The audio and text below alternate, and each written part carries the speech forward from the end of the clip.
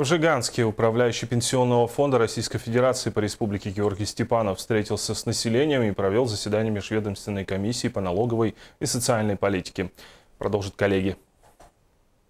Население Жиганского района составляет более 4000 жителей. Из них 1301 пенсионер. На сегодняшний день материнский капитал получили 396 семей. В ходе беседы с управляющим отделением Пенсионного фонда Российской Федерации по Якутии жители района затронули такие темы, как льготы на пенсию, которые предусмотрены для охотников, промысловиков, оленеводов, рост пенсии, оплата проезда пенсионерам. Этим летом мы ездили с ребятами по маршруту Жиганск, Якутск, Москва, и по приезду в пенсионном фонде частично только компенсировали. Поэтому почему так это получилось?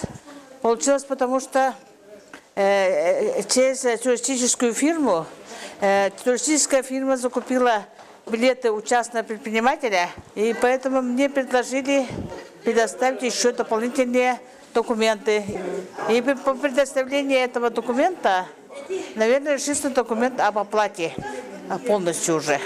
В ходе заседания межведомственной комиссии по налоговой и социальной политике была проведена беседа, так как всего по району задолженность по уплате страховых взносов составляет более 2 миллионов рублей. По ответам руководителей предприятий стало понятно, что большая задолженность образовалась по причине наличия дебиторской задолженности.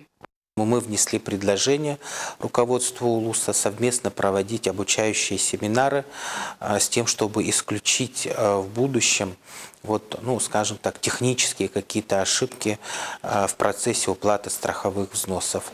Нынче внесли изменения в перечень населенных пунктов, проживание в которых дает право на социальную пенсию малочисленным народам Севера.